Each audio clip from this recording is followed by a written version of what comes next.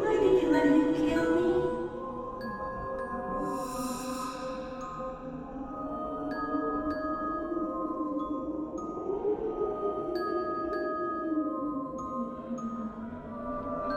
It was the clown. Make the clown go away. When most people think about Utah, what comes to mind are the Mormons and salty lakes. But there are also many strange and eerie urban legends here. From tales of Satanists to ancient Native American legends, the Beehive State has a wide range of strange happenings, and today we will look at 10 of the many urban legends and hauntings that might make you think twice about crossing the state lines.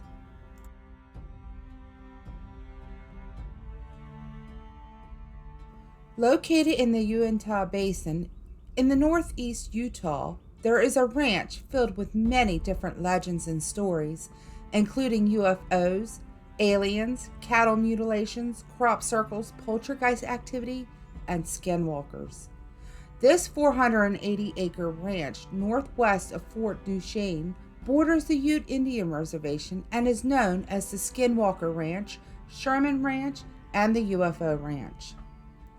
For over 150 years, the Ute natives have lived on a reservation which covers over 4.5 million acres, and they have long said that bordering the ranch is on the path of the skinwalkers. The skinwalker is a malevolent, shape-shifting witch that the natives take seriously. The Ute believe the skinwalker's presence in the area extends back more than 15 generations. They don't believe that the beings live on the ranch, but hide out in a nearby place called Dark Canyon. There have been numerous reports of skinwalkers being near the ranch and on the road to Fort Duchesne and other various areas of the reservation. They are often described as human-like with a dog head and smoking a cigarette. Other descriptions say they are large, black, hairy humanoids that move very fast. They are also said to have large red eyes. In 1905, the first family to the homestead here was the Myers family. At first, there were only a few small buildings on the northwest corner along Skinwalker Ridge. Later, they abandoned the original homestead and built a new home on the eastern side of the ranch. Kenneth John Myers and Edith Child Myers occupied the ranch from the 1930s until 1987. During their time on the property, they never made any reports of strange happenings, but many of the neighbors did. During the 1950s, other strange things began happening in the Utah Basin. There were numerous reports of UFOs which continued through the next several decades. What is interesting to note is that these were not the first reports of strange flying objects in the sky. The earliest reports stated that in the late 1700s, when the Spanish explorers passed through the Utah Basin and reported seeing strange craft in the sky hovering over their campfires at night. By the 1970s, the Utah Highway Patrol was getting so many UFO calls that they stopped filling out incident reports. At this time, the local ranchers also began reporting strange cattle mutilations. Joseph Jr. Hicks from Roosevelt, Utah, investigated over 400 UFO sightings in the area and found that the appearances often coincided with the cattle mutilations. When the Myers moved from the ranch in 1987, it stood abandoned until Terry and Gwen Sherman bought the property in 1994. When they moved in, they were surprised to find that for some reason the previous owners put deadbolt locks on all the doors and windows, with some on both sides. Even the kitchen cabinets had bolts on them, and both ends of the house there were iron stakes with heavy chains, which they assumed was used by the previous tenants for large guard dogs. The same day the Shermans moved in, they spotted a large coyote or wolf in the pasture that made its way towards their livestock pen. It grabbed a calf by the nose and tried to drag it off. Terry and his father attempted to beat the animal to make it let go of the calf, but it held on. Terry then shot the animal with a .357 Magnum at point blank range, but still the beast held on to the calf.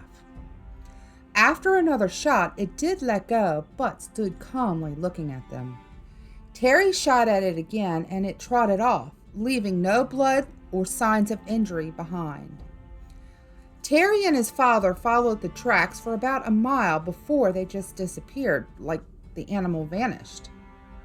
A few weeks later, while in her car, Gwen saw a wolf so big its back paralleled with the top of her car window. The large wolf was accompanied by another dog-like animal she could not identify. Throughout the next couple of years, the Shermans and the neighbors reported seeing many strange animals in the area, including exotic birds not native to the region, and a tall, dark beast that kind of looked like Bigfoot. Once the Shermans reported seeing a hyena-like creature attacking one of their horses. They described the creature as low to the ground, heavily muscled, weighing about 200 pounds, with curly red hair and a bushy tail. When Terry approached the beast, it vanished. When he checked the horse, he found many claw marks on its legs. A few months later, a neighbor also reported seeing a similar beast on their property. The Shermans and the neighbors also reported seeing strange lights and flying objects in the sky. Many of those occasions, they also experienced the death or disappearance of their cattle. One time, 4 of the 7 involved disappeared without a trace, and the other 3 were found dead and partially mutilated. Other strange happenings during this time were the pastures unexplainably lighting up at night, the sounds of heavy machinery heard operating underground, items disappearing only to reappear later, disembodied voices speaking in a strange language, and crop circles. In May 1996, Terry was outside with his dogs and spotted a blue orb darting around the field near his house. His dogs chased it, following it into some thick brush. Terry heard the dogs yelp, then suddenly all was silent. He called for the dogs, but they didn't respond. The next day, Terry went in search of them and found 3 greasy lumps with what appeared to be scorch marks. The dogs were never seen again. Finally, the family started speaking publicly about the strange happenings at the ranch. When they planned to finally sell the property, Robert Bigelow, a millionaire businessman and believer in ufology, bought the ranch on a contingent and a non-disclosure agreement with the Shermans, who agreed not to talk about the events at the ranch. Bigelow established a compound with a high-tech sensing equipment, PhD-level field investigators, scientists, and security guarding the property 24 hours a day. The investigators were tasked with collecting evidence, interviewing witnesses, and searching for explanations. The National Institute of Discovery Science was disbanded in 2004, but quickly replaced by Bigelow Aerospace Advanced Space Studies, which was more secretive and working toward having a government sponsor. In 2007, it was funded by the United States Defense Department to study unidentified flying objects, primarily on the Skinwalker Ranch. When the information was released in a story by the New York Times in 2017, a Department of Defense official confirmed the government-funded program.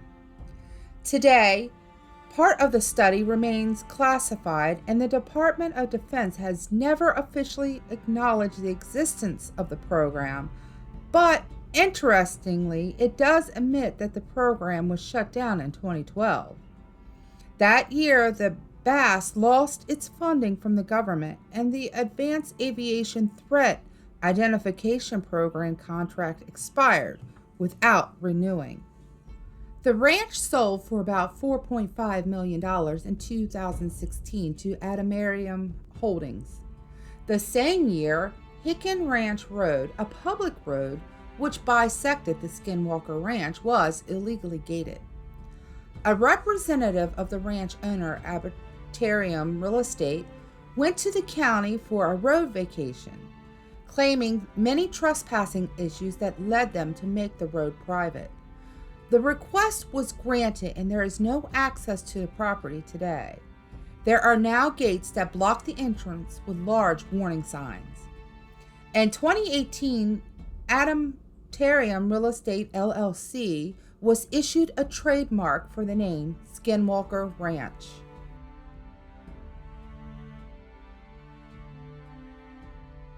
On September 7, 1857, a group of immigrants, mostly from Arkansas, were traveling through Utah on their way to California by wagon train. The group made camp that evening near the present-day town of Enterprise when suddenly they were surrounded and attacked by what they thought were Native Americans. They were able to hold their attackers at bay for 4 days, but by the 5th day their ammunition, water, and food supplies were almost gone. A group of men approached the wagon train holding a white flag. They offered to escort them safely past the natives to Cedar City and even persuaded them to surrender their weapons. What the Arkansas immigrants didn't realize was that tensions were very high in Utah during September of 1857 because the Mormons believed that the U.S. government was preparing to remove the head of the Mormon Church and territorial governor Brigham Young and impose martial law. The men who offered to help the innocent Arkansas immigrants were motivated by inflammatory sermons given by the Mormon leaders, and to make matters worse, one of their members, Parley P. Pratt, had recently been killed in Arkansas. This motivation, coupled with the fact that the wagon train was led by John Baker and Alexander Francher, drove the Mormons to attack. The wealth of the wagon train was apparent. They had large herds of cattle as well as many other animals, 30 to 40 wagons and equipment, as well as individual member cash. It is estimated that the wagon train was worth at least $10,000. The Mormons, disguised as natives, along with the assistance from the usually peaceful natives of the area, who only helped because Brigham promised all of the cattle to him, ambushed the wagon train. Under false guise of truce, all the immigrants' weapons were surrendered. All possessions were left behind. Their wounded were piled into wagons, and all the women and children were put together. Each man was then accompanied by a Mormon. At the signal, "Do your duty," all the men were shot point blank by their escorts. Then the Mormons, still disguised as natives, killed all the women and children over the age of 7. All the bodies were stripped and left unburied where they fell. Their chewed bones were found 2 years later when a troop was sent out from Camp Floyd. Of the 140 people who made the wagon train, only 17 children were spared because it was believed they were too young to tell tales. These children were placed into various Mormon families for care. The 17 surviving children were found by the summer of 1858 and returned to Arkansas to be raised by their extended families. The Mormons tried to cover up the massacre, blaming the natives, but it was discovered that a group of Mormons returned to Cedar City with spoils, and the natives began complaining that they were treated unfairly in the division of the remaining spoils. It was then the U.S. government stepped in. The Mormon Church denied their leadership role in the massacre, stating it was done by a group without the sanction of the church. When Brigham was questioned as to why he didn't investigate the massacre, he said that another governor had been appointed and it wasn't his place to do so anymore. A trial wasn't held until 1859 because the tight-knit Mormon community made it very hard for investigators to find the evidence they needed to charge anyone with murder. Most of the people involved were never charged, but John D. Lee was tried and found guilty. Because he was angry at being used as a scapegoat, he did tell the truth at his trial. His accounts and the accounts given by the descendants of the Mormons who participated are the reasons we know the truth today. John D. Lee was shot by his request as punishment. In June of 2011, Mountain Meadow was designated a National Historic Landmark. People visiting the site of the massacre have reported a really strong feeling of sorrow. Many others have reported hearing disembodied voices, wailing and sobbing, and crying of the women and children. There have also been strange lights reported bobbing in the sagebrush.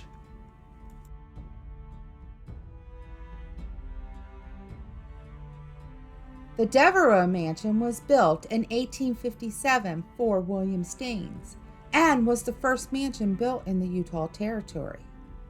It was also the center of social gatherings in the area for most of the 19th century. In 1865, Staines sold the house to Joseph A. Young, who was the son of Brigham Young. Young then sold the house to William Jennings, a prominent businessman and future mayor of Salt Lake City. Jennings was born in England but moved to New York when he was 26. Later, he moved to Missouri where he entered the cattle business. He arrived in Utah in 1852 and established a textile mill before transitioning to banking, where he was a stockholder before becoming director of the Desert National Bank. Jennings was known in Utah as a pioneer industrial leader, Salt Lake mayor, and Utah's first millionaire.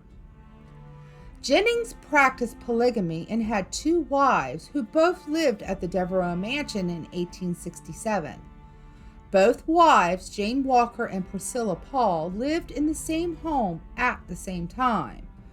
When Priscilla died in 1871, Jan took over care of their combined 15 children.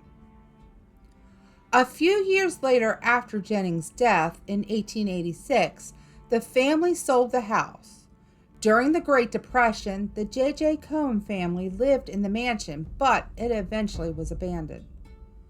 A group of civic and preservation organizations formed a committee to restore the mansion in 2005.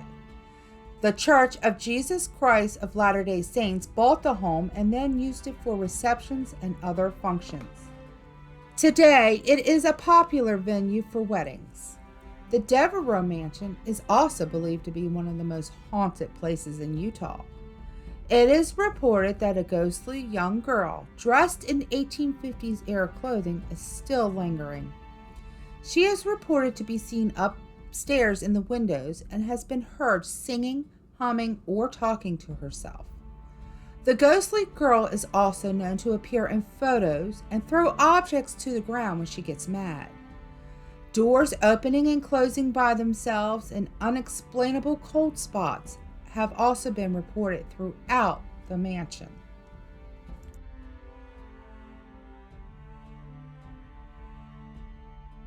Salt Lake City was a growing town in the early 1860s, with many pioneers trying to make a living in the harsh desert. The people here came from many walks of life, seeking a new life. One such resident, John Baptiste, was employed as a gravedigger by the Salt Lake City Cemetery. He was described as a quiet, hard-working man. In 1863, Maroney Clausen was shot and killed with no one claiming his body. Henry Heath, a police officer, paid for the burial. A few days later, the family finally came forward to claim the body. When Clausen's body was exhumed and the coffin opened, everyone was shocked to find the body had no clothes. Henry Heath then launched an investigation into the matter. After questioning the caretaker, they were directed to John Baptiste, the gravedigger. Officer Heath and several other officers went to Baptiste's home to question him. His wife informed him that her husband was not at home but at work, and then she invited them in. While talking with Mrs. Baptiste, the officers noticed many boxes throughout the house stuffed full of clothing. Upon closer inspection, it was discovered that the clothing was burial clothing. They immediately left and went to the graveyard to question John. When first questioned, John reportedly fell to his knees, proclaiming his innocence, but after further interrogation, he confessed and was placed in jail. Word quickly spread about John's deeds, and the people were outraged, threatening to kill him themselves. When one officer noticed that the suit John was wearing was one that a murdered shopkeeper had been buried in, he confessed to robbing hundreds of graves. The officers then escorted him to the cemetery to point out the graves he robbed. A crowd formed to watch, and John became fearful for his life. He requested to be returned to the jail immediately. Brigham Young, governor of Salt Lake City, noticed that the death would be too good for a punishment for Baptiste and expressed that he should be branded and banished. So, as a punishment, he was tattooed on the forehead, ears cropped, and banished to Fremont Island in the Great Salt Lake, all without a trial. Fremont Island was used at the time for grazing cattle. Several weeks later, when the cattle owner came out to the island, he found the utility shack torn down. It was believed that John used the wood from the shack to build a raft to escape. He was never seen again. Many years later, a skeleton with a ball and chain on its leg was discovered on the shore of the lake. According to reports, though, John wore no ball and chain when he was banished. Since the discovery, it is believed that John Baptiste's spirit wanders the shore of the Great Salt Lake today.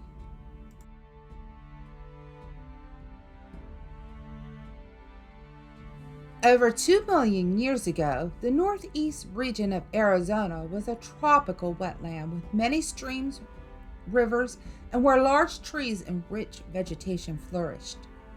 During heavy rains, the area would flood, sweeping the fallen trees into the sandy floodplains of Utah. Volcanic lava later destroyed the forest, and its remains were embedded into the sediment, which comprised of volcanic ash, mud, and water. The trees were turned to stone by a process called pre-mineralization, which is a process of fossilization where the organic materials are replaced with minerals like quartz to make a cast of the original organism. Millions of years later, those petrified logs were revealed by erosion. The Petrified Forest was designated a national monument on December 8, 1906, and the Painted Desert was added on December 9, 1962. The whole monument received national park status. It was during the 1930s that visitors to the forest started to report that after taking a piece of the petrified wood from the park, that they had been cursed with bad luck. Still today, people are often returning the petrified wood they took from the park, claiming it gave them bad luck. In the Rainbow Museum at the Petrified Forest National Park, there is a room dedicated to the hundreds of cursed thieves. From divorces, being jailed, and medical conditions, to car troubles, unemployment, and even death, the Park Service has received thousands of confessions from those who have lived to regret taking the wood and tried to return it. Like the Hope Diamond curse, bad luck comes to those who possess the stolen petrified wood from the park, prompting them to send it back in hopes their luck will change. For decades, the national park has received stolen samples in the mail from people, along with notes describing their lives full of misfortune since the rock's theft, begging officials to return it to the rightful place. At the southern entrance of the park is a pile of rocks called Conscience Rocks. There are also many other piles like this throughout the park. These are rocks that have been returned. Unfortunately, once the rocks are moved from their original location, they cannot be put back because they are out of scientific context. The park is a thriving archaeological, geological, and paleontological research site, and moving rocks and other artifacts affect the value of the scientific study. Although it is illegal to take anything from a state park, the threat of a fine doesn't stop some people, but the Escalante Petrified Forest, a fine is not the only consequence, but a curse of bad luck, even if no one saw you. So instead of stealing a souvenir, head down the road where pieces of rock have been collected legally from private land and buy your souvenir without a curse.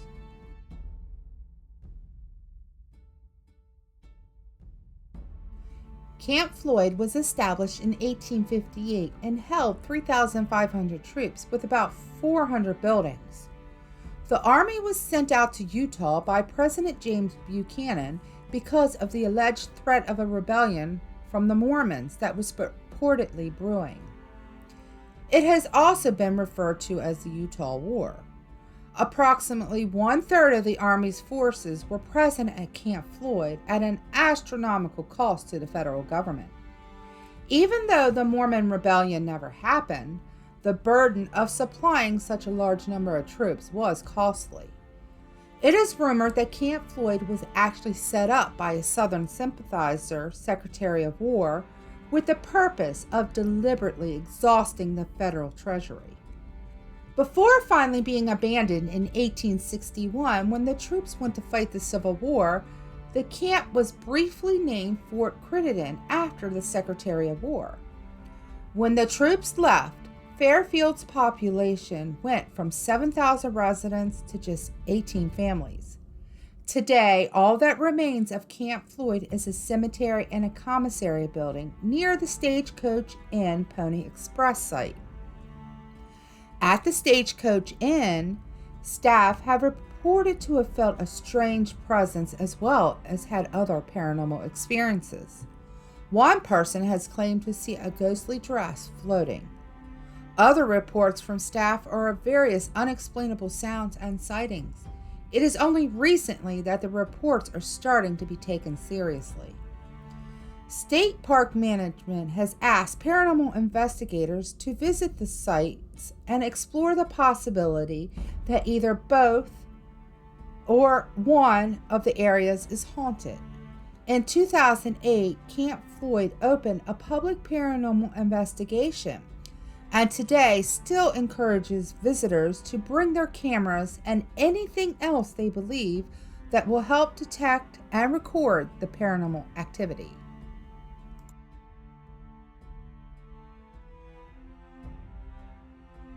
The Capitol Theater opened its doors in 1913 and was known to feature some of the highest standard acts and stars of the stage. The structure itself had some uncommon features for the time, including air conditioning and being both fireproof and earthquake resistant. Originally part of the Orpheum Theater chain, it was remodeled in 1927. After many productions and management changes, Salt Lake County bought it and restored the theater in 1976. There is one recorded tragedy that happened that is said to have left behind one spirit. In 1949, a fire started in the basement that, to this day, the cause is still unknown.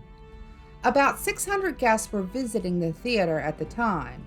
All were able to escape without injury, but one 17-year-old usher named Richard George Duffin fell in his attempt to escape and was left behind. Fire Captain William A. Lim was able to retrieve George's body about 90 minutes later. Nighttime visitors to the theater and staff have reported various run-ins with George, the playful ghost. It is said that he does enjoy a good joke and likes unplugging extension cords and re-aiming lights just before performances. He is also reported to lock and unlock doors, sometimes even trapping people.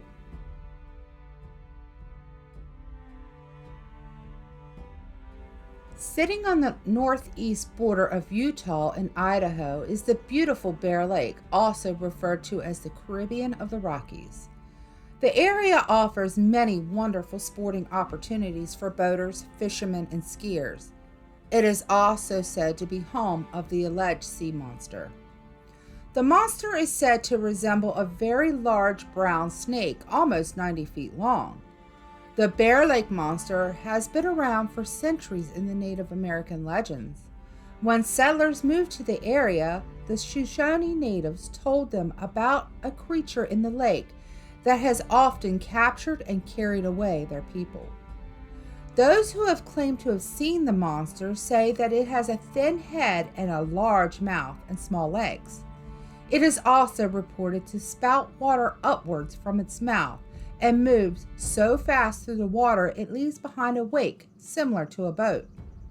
Others have reported to have seen the creature crawl onto shore with its short, flipper-like legs. Although many believe the monster to be just a legend, there are some scientific research made into his actual existence. The findings theorize that it could be a descendant of a dinosaur-like creature or a sea lizard from when the Lake Bonneville covered the entire Great Basin. In the summer of 1871, a local fisherman was reported in the Salt Lake Herald to have caught a young member of the monster family. The fisherman had set a trap especially for the creature. As to what happened to the captured creature, no one knows. Today, there are still reports of the sea monster in the lake.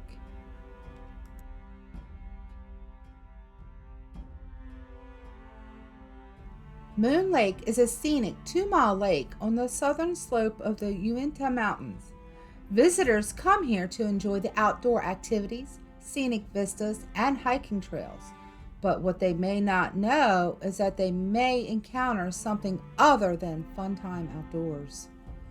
Visitors to Moon Lake have reported a young girl about 7 years old who will approach them in the daytime. She will be soaking wet like she fell into the lake and will sob, asking you for help. If you reach out to take her hand, she will vanish right before your eyes. The little girl has been reported many times, and each time she is reported to be soaking wet and shivering, and each time disappears into thin air in broad daylight. Some people have reported hearing the girl sobbing or even unexplainable splashing in the water like someone has fallen into the lake. At night, screams are reported along with the splashing sound, but when the lake is checked, it will appear calm. Others have reported that they hear footsteps running across their campsite, but no one is there.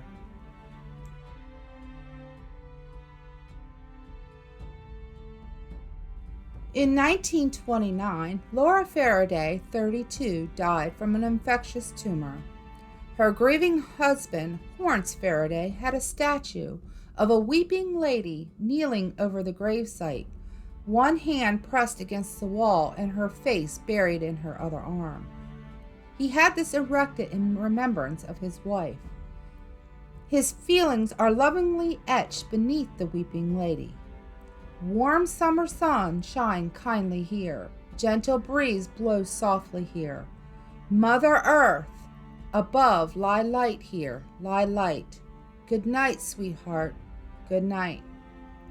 Horns Faraday eventually packed up his family and business and moved to Idaho.